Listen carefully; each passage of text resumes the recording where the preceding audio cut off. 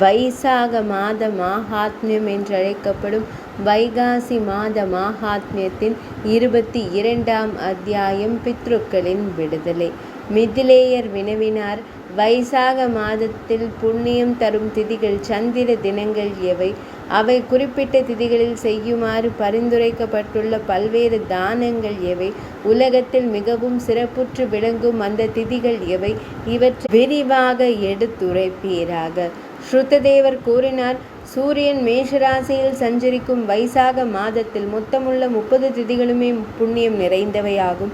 ஏகாதசி 11ஆம் திதியில் செய்யப்படும் நற்காரியங்கள் மிகவும் புண்ணியமானவை. அவை கோடிக்கணக்கான மடங்கு பலனை தரக்கூடியவை. ஏகாதசி திதியில் நீரில் மூழ்கி நீராடுபவர் அனைத்து வகையான தானங்களை செய்வதால் கிடைக்கும் புண்ணியத்தையும் அனைத்து புண்ணிய தீர்த்தங்களில் நீராடுவதால் கிடைக்கும் நன்மையையும் ஒருங்கே பெறுகிறார். புண்ணிய நீராடல், தானம், தவம், ஹோமம், தெய்வ வழிபாடு, நற்செயல்கள் மற்றும் இக்கதையை செவிமடுத்தல் ஆகிய அனைத்தும் உடனடியாக முக்தியை அருளக்கூடியவை. நோய்வாய்ப்பட்டவரும் வறுமையால் வாடுபவரும் புண்ணியம் நிறைந்த இக்கதையை செவிமடுப்பதன் மூலம் மன நிறைவும் நல்வாழ்வும் பெறுவர். இந்த மங்களகரமான தினங்களில் நீராடாமலும் தான தர்மங்கள் செய்யாமலும் காலத்தை கழிப்பவன் பசுவை கொன்றவன், பெற்றோர்களை கொன்றவன் அல்லது நன்றி மறந்தவன் ஆகியோருக்கு இணையான பெரும் பாவியாக கருதப்படுகிறான். நீர்நிலைகள் நம் கை கெட்டும் தூரத்திலேயே உள்ளன. நம் உடலும் நம்முடைய முழுமையான கட்டுப்பாட்டிலேயே உள்ளது. மாதவனை, இறைவனை மனதாலேயே வழிபட இயலும். இக்காலம் மிகச்சிறந்த நற்பண்புகள் நிறைந்த மங்களகரமான காலமாகும். மேலும் இறை பக்தி கொண்ட சான்றோர்கள் கருணை நிறைந்தவர்களாக திகழ்கின்றனர். இத்தகைய சூழலில் மாதவனை, இறைவனையும் வைசாக மாதமான வைகாசி மாதத்தையும் யார்தான் வழிபடாமல் இருப்பார்கள்?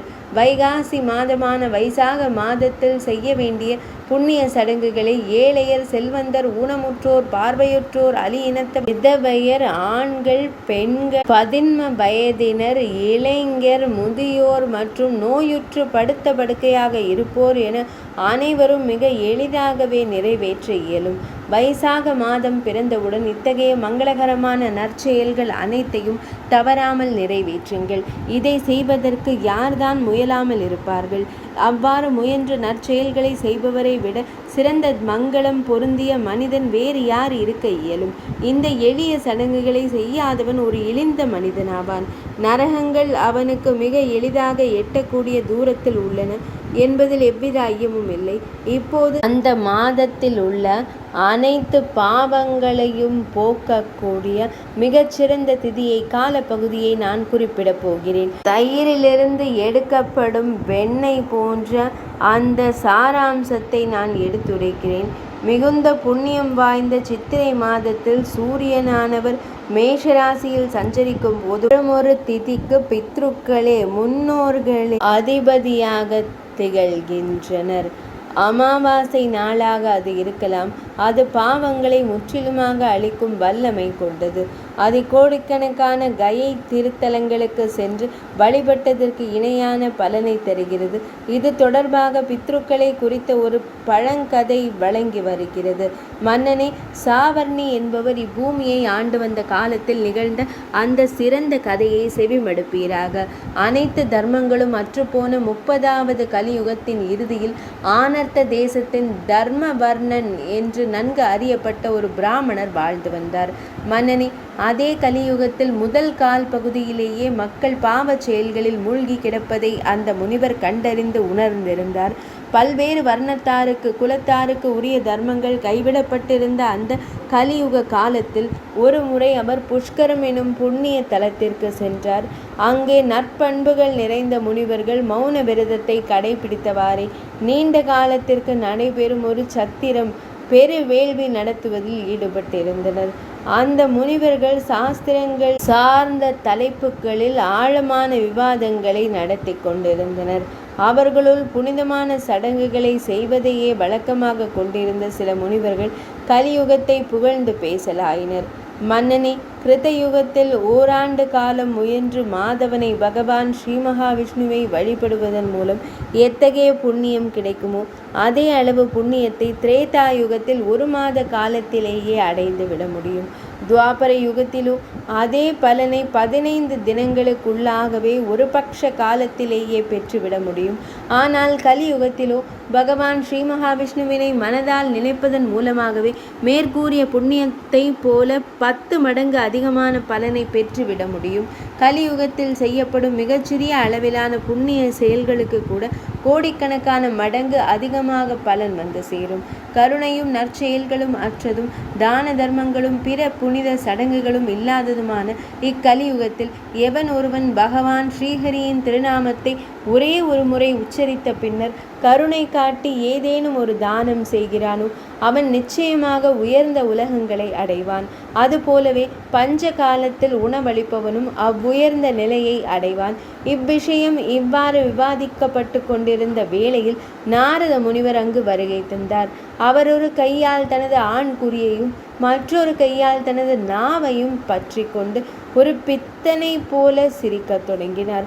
அந்த சிறந்த முனிவர் நடனமாடவும் தொடங்கினார். அந்த அவையில் வீற்றிருந்தோர் அவரை நோக்கி, நாரதரே, இது என்ன என்று வினவினர். அத்தீர்க்கதரிசியான நாரத முனிவர் தொடர்ந்து நடனமாடியவாறும் புன்னகைத்தவாறும் அவர்கள் அனைவருக்கும் பின்வருமாறு பதிலளித்தார். இந்த நிகழ்ச்சியின் காரணமாகவே, ஏனெனில் உங்களை போன்ற புனிதமானவர்களால் இது குறிப்பிடப்பட்டுள்ளது. உங்கள் சொந்த ஆன்மாக்களே அவையே நடனமாடுகின்றன. இதில் எவ்வித ஐயமும் இல்லை. நாம் அனைவரும் ஆன்ம தரிசனம் பெற்றவர்களே. புண்ணியம் நிறைந்த கலியுகம் வந்துவிட்டது. இது முற்றிலும் உண்மை. மிகச்சிறிய முயற்சியின் மூலம் மிகப்பெரிய சாதனைகளை எட்டிவிட முடியும் என்பதில் எவ்வித ஐயமும் இல்லை. துன்பங்களை அளிப்பவரான கேசவனை வெறும் நினைவின் மூலமாகவே நாம் மகிழ்வித்துவிட முடியும். இருப்பினும் அன்பிற்குரிய என் மைந்தர்களே, 2 விஷயங்களை மட்டும் ஒருவனால் நிச்சயமாக சாதித்துவிட இயலாது என்பதை நான் தங்களுக்கு கூறியே ஆக வேண்டும். அவை பிறப்புறுப்பின் மீதான கட்டுப்பாடு, பாலுணர்வு அடக்கம் மற்றும் நாவின் மீதான நிரந்தர கட்டுப்பாடு ஆகியவையே ஆகும். இவ்விரண்டும் எவருடைய கட்டுப்பாட்டில் முழுமையாக அமைகின்றனவோ அவரே சாக்ஷாத் ஜனார்த்தனராகவே இறைவனாகவே ஆகிவிடுகிறார். ஆகையால் கலியுகம் துவங்கும் இத்தருணத்தில் நீங்கள் அனைவரும் இங்கேயே தங்கி இருக்கக்கூடாது. இந்த நெறி பிளந்த பாரதத்தை விட்டு விலகி உங்கள் விருப்பம் போல வேறு எங்கேனும் சென்று விடுங்கள். உங்கள் மனம் எங்கு மகிழ்வை உணர்கிறதோ அத்தேசங்களுக்கே நீங்கள் செல்லுங்கள். அவருடைய இவ்வார்த்தைகளை அவர் செவிமடுத்ததும் புனிதமான சடங்குகளை பின்பற்றும் அந்த சிறப்புமிக்க முனிவர்கள் தாங்கள் செய்து வந்த சத்திர யாகத்தை நிறைவு செய்துவிட்டு தங்கள் விருப்பப்படி அங்கிருந்து புறப்பட்டு சென்றனர். அவர்கள் கூறியதை செவிமடுத்த தர்மவாணரும் அந்த நாட்டை விட்டு விலகி செல்ல விரும்பினார். கலியுகத்தில் நிகழும் தீய செயல்களை நேரில் காண்பதற்காக அவர் தனது தேஜஸை ஒளியை அதிகரிக்கும் ஒரு புனித விரதத்தை மேற்கொண்டார். அவர் தனது தண்டு கோலையும் கமண்டலத்தையும் எடுத்துக்கொண்டு மரப்பட்டை ஆடைகளை உடுத்தி சடை முடியுடன் பயணத்தை தொடங்கினார். வியப்பால் திகைத்த மனதுடன் அவர் கொடூரமான மக்களையும் பாவ செயல்களில் ஈடுபடும் ஈவிரக்கமற்ற கயவர்களையும் கண்டார். பிராமணர்கள் அனைவரும் வேத நெறிக்கு எதிரானவர்களாக நாத்திகர்களாக மாறினர். சூத்திரர்கள் துறவரம் பூண்டனர். மனைவி கணவனை வெறுத்தாள். சீடன் குருவை வெறுத்தான். பணியாளன் எஜமானனை கொல்பவனாக மாறினான். மகன் தந்தையை கொல்லும் முயற்சியில் ஈடுபட்டான். பிராமணர்கள் அனைவரும் பெரும்பாலும் சூத்திரர்களைப் போலவே காணப்பட்டனர். பசுக்கள் அனைத்தும் ஆடுகளைப் போலவே இருந்தன. வேதங்கள் வெறும் வாய்மொழி கதைகளாக நாட்டுப்புற கதைகளாக மாறின. வேதங்களில் விதிக்கப்பட்டிருந்த மங்களகரமான புனித சடங்குகள் அனைத்தும் சாதாரண அன்றாட செயல்களைப் போலவே தரம் தாழ்ந்து போயின. தீய ஆவிகள், பேய்கள் மற்றும் பிசாசுகள் ஆகியவை வரங்களை அருளும் தெய்வங்களாக போற்றப்பட்டன. பாவ செயல்களில் ஈடுபடும் கொடூரமான மனிதர்கள் அத்தெய்வங்களை மட்டுமே முழு மனதுடன் வழிபட்டனர். மக்கள் அனைவரும் பால் உறவில் ஈடுபடுவதில் மிகுந்த ஆர்வத்துடன் இருந்தனர். அதற்காக தங்கள் உயிரையே தியாகம் செய்யவும் அவர்கள் தயாராக இருந்தனர். அவர்கள் பொய் சாட்சி கூறினர். அவர்கள் அனைவரின் மனமும் வஞ்சகத்தால் நிறைந்திருந்தது. கலியுகத்தில் ஒருவரின் மனதில் ஒன்று இருக்கும், வாயிலிருந்து வேறொன்று வெளிவரும், செயலில் முற்றிலும் வேறொன்று வெளிப்படும். அனைவருக்கும் வித்யா, உயர்கல்வி என்பது ஏதோ ஒரு சுயநல நோக்கத்தை செய்வதற்கான ஒரு கருவியாக மட்டுமே மாறியது. அத்தகைய கல்வி அரசவை அரண்மனைகளில் கூட போற்றுதலுக்கு ஒன்றாக கருதப்பட்டது. கலியுகத்தில் இசை மற்றும் அது சார்ந்த நுண்கலைகள் அனைத்தும் அரசர்களால் பெரிதும் விரும்பப்பட்டு சிறப்பு ஆதரவை பெற்றன. உயர்ந்த பண்புகள் கொண்டோர் அல்லாமல் இழிவான மற்றும் அநாகரிகமான மக்களே மிகுந்த மதிப்பை பெற்றனர். கலியுகத்தில் வேதங்களில் நன்கு தேர்ச்சி பெற்ற பிராமணர்கள் அனைவரும் வறுமையில் வாடுபவர்களாக மாறுவர். பகவான் ஸ்ரீ மகாவிஷ்ணுவின் மீதான பக்தி என்பது பொதுவாகவே மக்களிடத்திலே அறவே இல்லாத ஒன்றாக மாறிவிடும். ஒவ்வொரு புனித தலமும் பொதுவாக வேத நெறிக்கு எதிரானவர்கள் நாத்திகர்களின் முக்கிய தங்குமிடமாக மாறிவிடும். சூத்திரர்கள் தர்மத்தை எடுத்துரைப்பவர்களாக மாறுவர். கலியுகத்தில் அவர்கள் சடைமுடி தரித்த துறவிகளாக தோன்றுவர். ஆண்கள் அனைவரும் குறுகிய ஆயுள் கொண்டவர்களாக இருப்பர். மக்கள் அனைவரும் ஈவிரக்கமற்ற கயவர்களாக மாறுவர். அனைவரும் தாங்களே தர்மத்தை எடுத்துரைப்பவர்கள் என்று பறைசாற்றிக் கொள்வர். மேலும் அனைவரும் திருடுவதிலும் கொள்ளையடிப்பதிலும் ஒரு பண்டிகைக்கே உரிய களிப்பை உணர்ந்தனர். மக்கள் தாங்கள் பிறரால் வணங்கப்பட வேண்டும் என்று விரும்பினர். அவர்கள் பிறர் மீது வீணான குற்றச்சாட்டுகளையும் பழி சொற்களையும் சுமத்துவதில் ஈடுபட்டனர். ஒருவரின் இல்லத்திற்கு தலைவனோ அல்லது எஜமானனோ வருகை தந்தால் அதனை கண்டு பிறர் பொறாமை கொண்டனர். கலியுகத்தில் ஒரு சகோதரன் தன் சகோதரியுடனும் ஒரு தந்தை தன் சொந்த மகளுடனும் கூட காம இச்சையில் உறவு கொள்ளக்கூடும். மக்கள் அனைவரும் சூத்திர பெண்கள் மீது மோகம் கொண்டனர். அனைவரும் விலை மாதர்களின் கவர்ச்சியால் ஈர்க்கப்பட்டனர். மக்கள் நல்லொழுக்கம் மிக்க கண்ணியமான மனிதர்களை புறக்கணித்தனர். அவர்கள் பல பாவங்களை செய்தவர்களையே மதித்து போற்றினர். அறிவற்ற பிடிவாத குணம் கொண்ட மனிதர்கள் நல்லவர்களின் ஒரே ஒரு சிறு குறையை கூட மிக ஆர்வத்துடன் சுட்டி காட்டினர். பாவிகளின் குறைகளும் களங்கங்களும் நற்பண்புகளாக பேசப்பட்டன. கலியுகத்தில் நற்பண்புகள் ஏதுமற்ற மக்கள் அனைவரும் பிறரின் குறைகளை மட்டுமே கணக்கில் எடுத்துக்கொண்டனர். மக்கள் அட்டை பூச்சியின் குணாதிசயத்தை பெற்றிருந்தனர். அட்டை பூச்சி பாலை அருந்தாமல் நீரை கூட அருந்தாமல் இரத்தத்தை மட்டுமே உறிஞ்சி குடிக்கும் அல்லவா? அதுபோலவே இவர்களும் இருந்தனர். மருந்துகள் தங்கள் வீரியத்தை இழந்தன. பருவ காலங்கள் தலை கீழாக மாறி போயின. அனைத்து ராஜ்யங்களிலும் பஞ்சம் தலைவிரித்தாடியது. எந்த பெண்ணும் சரியான காலத்தில் குழந்தைகளை பெற்றெடுக்கவில்லை. கலியுகத்தில் மக்கள் நடிகர்கள் மற்றும் நடன கலைஞர்களின் கலைகளில் மிகுந்த இன்பத்தையும் ஆர்வத்தையும் கொண்டனர்.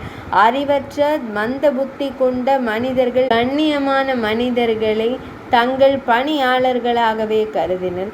அந்த கண்ணியமான மனிதர்களோ நற்பண்புகளில் சிறந்தவர்களாகவும் வேதம் மற்றும் வேதாந்தங்களை பயில்வதில் ஈடுபட்டவர்களாகவும் திகழ்ந்தனர். மக்கள் ஸ்ரார்த்த முன்னோர் வழிபாட்டு சடங்குகளை கைவிட்டனர்.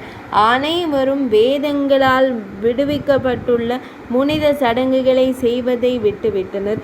பகவான் ஸ்ரீ மகாவிஷ்ணுவின் திருநாமங்கள் அவர்களின் நாவுகளில் ஒருபோதும் ஒலிக்கவில்லை. மையலுக்குரிய இன்ப உணர்வே அவர்களுக்கு பெரும் பேரின்பத்தை அளித்தது. அவர்கள் காமச்சுவை ததும்பும் பாடல்களையே பாடினர். பகவான் ஸ்ரீ மகாவிஷ்ணுவிற்கு செய்யப்படும் சேவைகள் ஏதுமில்லை. சாத்திரங்கள் குறித்த விவாதங்களும் இல்லை. யாகங்கள் செய்வதற்கான தீட்சைகள் சடங்குகள் ஏதும் வழங்கப்படவில்லை. குறைந்தபட்சமான நன்மதிப்பு கூட எவரிடமும் காணப்படவில்லை. கலியுகத்தில் மக்கள் புனித யாத்திரைகளை மேற்கொள்ளவில்லை. புனித சடங்குகளையும் செய்யவில்லை. இது மிகவும் வியக்கத்தக்க ஒரு நிலையாக இருந்தது. இவை அனைத்தையும் கண்ட தர்மவர்ணன் அளவற்ற வியப்பையும் மிகுந்த அச்சத்தையும் அடைந்தான். மனித குலம் முழுவதுமே அழிவை நோக்கி செல்வதை கண்ட அவன் வேறொரு கண்டத்திற்கு புறப்பட்டு சென்றான். அனைத்து கண்டங்களிலும் உலகங்களிலும் அலைந்து திரிந்த பின்னர் ஒரு அறிவுசார் பிராமணர் ஒரு முறை ஆர்வத்தின் காரணமாக பித்ருக்களின் உலகத்திற்கு சென்றார். அங்கே அவர் தனது சொந்த முன்னோர்களையும் பித்ருக்களையும் மிக கொடியதொரு நிலையில் கண்டார். தங்கள் கர்ம வினைகளின் காரணமாக அவர்கள் மிகவும் சோர்ந்து போய் களைப்புற்றிருந்தனர். அவர்கள் அங்கேயும் இங்கேயும் அலைந்து திரிந்தனர். அவர்கள் அழுது புலம்பினர். அவர்களில் சிலர் கண் கூசும் இருள் நிறைந்த ஒரு ஆழமான கிணற்றிற்குள் விழுந்தனர். இன்னும் சிலர் அக்கிணற்றிற்குள் விழும் தருவாயில் இருந்தனர். அவர்கள் ஒரு துர்ப அருகம்புல்லின் நுனியில் மிக அவலமான நிலையில் தொங்கிக் கொண்டிருந்தனர். அந்த புல்லின் நுனி எந்த நேரத்திலும் அருந்து விழுந்து விடுமோ என்று அவர்கள் அச்சமும் ஐயமும் கொண்டிருந்தனர். அப்போது அந்த தூர்பா புல்லின் வேர் பகுதிக்கு அருகில் ஒரு எலி வந்தது. அந்த வேரின் முக்கால் பகுதி ஏற்கனவே அந்த எலியால் கடித்து தின்னப்பட்டிருந்தது. எஞ்சி இருந்த ஒரே ஒரு சிறு பகுதி மட்டுமே அந்த வேர் பகுதி படிப்படியாக தேய்ந்து அழிவதைக் கண்ட அவர்கள் சொல்லொன்னா துயரால் வாடினர். அவர்கள் கீழே நோக்கினர். அங்கே கரை சரிந்து விழும் அபாயத்தினால் அந்த இருள் சூழ்ந்த ஆழமான கிணறு மிகவும் பயங்கரமாக காட்சியளித்தது. அதிலிருந்து மீள்வது மிக கடினமாக இருந்தது. அது மிகவும் கோரமானதாக இருந்தது. இவை அனைத்தும் அவர்களின் சொந்த கர்ம வினைகளாலேயே விளைந்திருந்தன.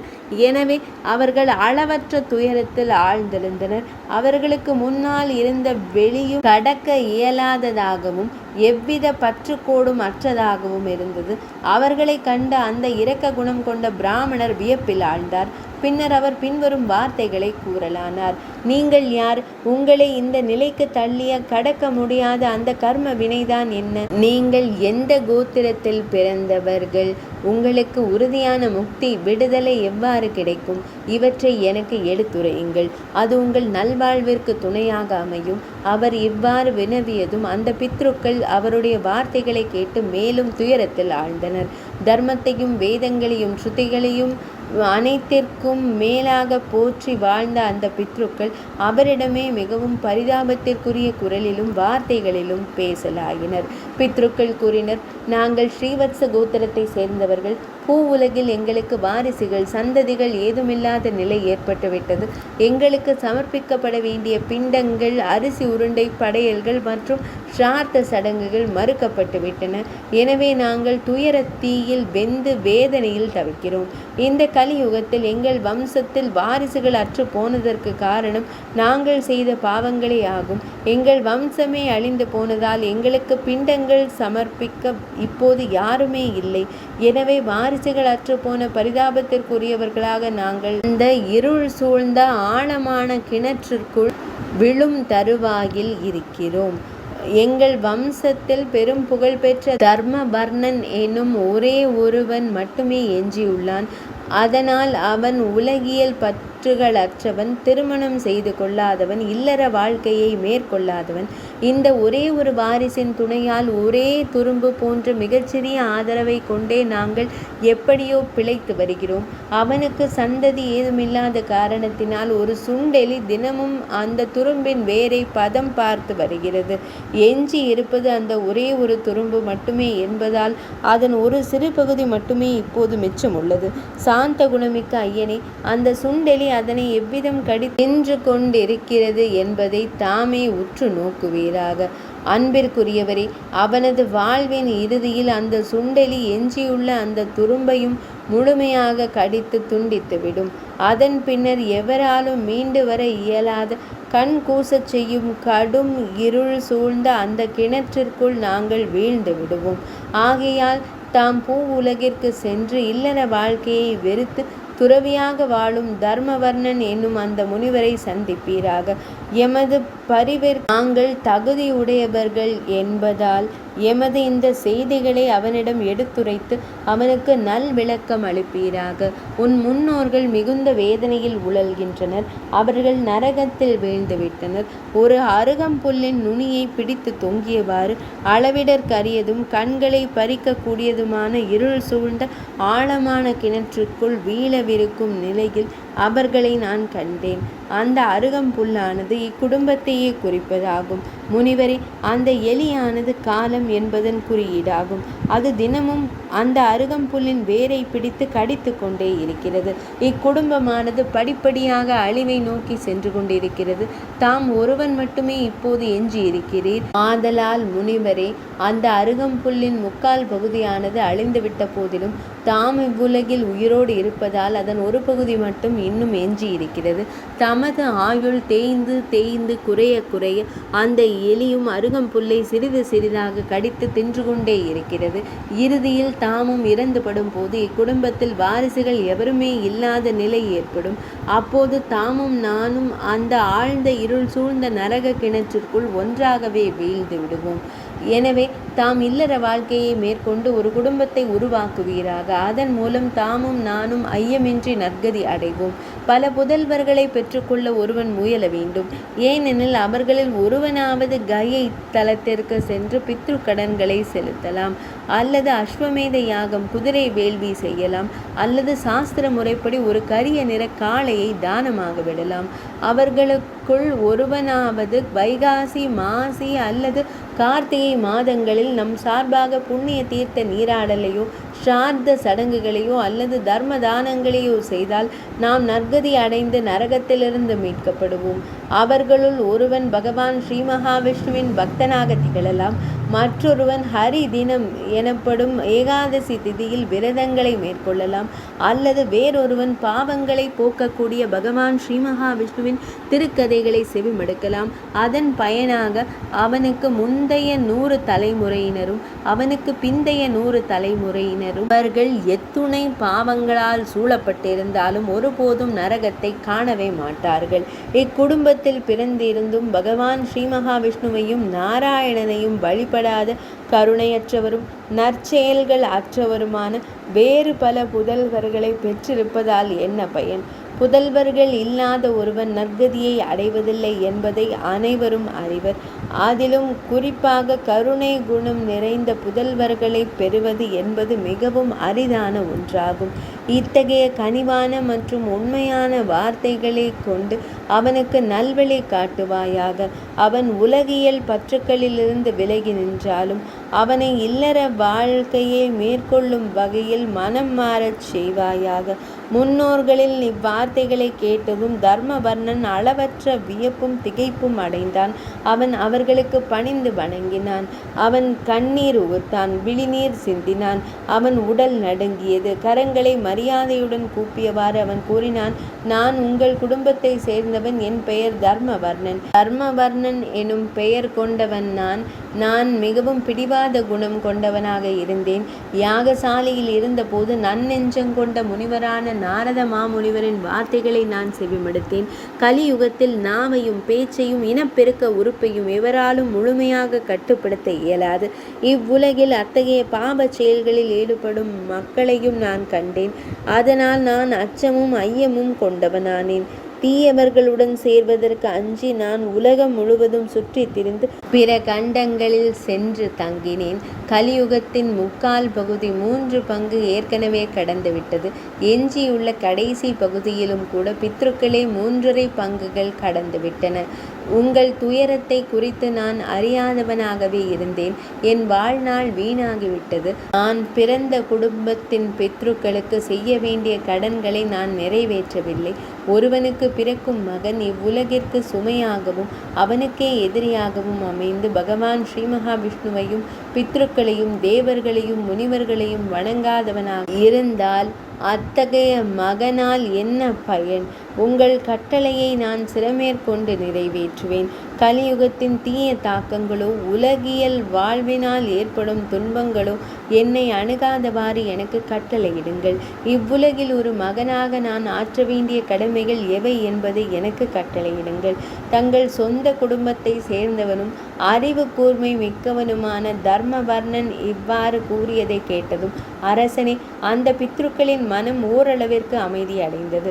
அவர்கள் அவனிடம் பின்வருமாறு கூறினார்கள், மகனே, நன்னெஞ்சங்கொண்ட உன் பித்ருக்களின் பரிதாப நிலையை காண்பாய்.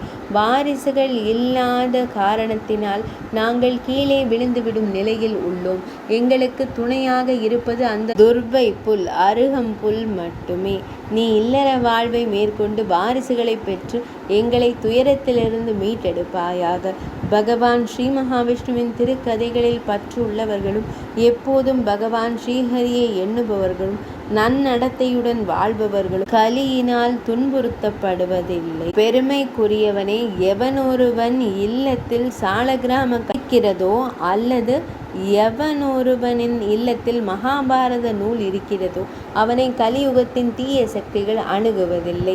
வைகாசி மாதத்திற்குரிய புண்ணிய விரதங்களை மேற்கொள்பவனையும், மாசி மாதத்தில் புனித நீராடுவதில் பற்றுள்ளவனையும், கார்த்திகை மாதத்தில் தீபங்களை ஏற்றி வழிபடுபவனையும் கலியுகத்தில் தீய சக்திகள் அணுகுவதில்லை.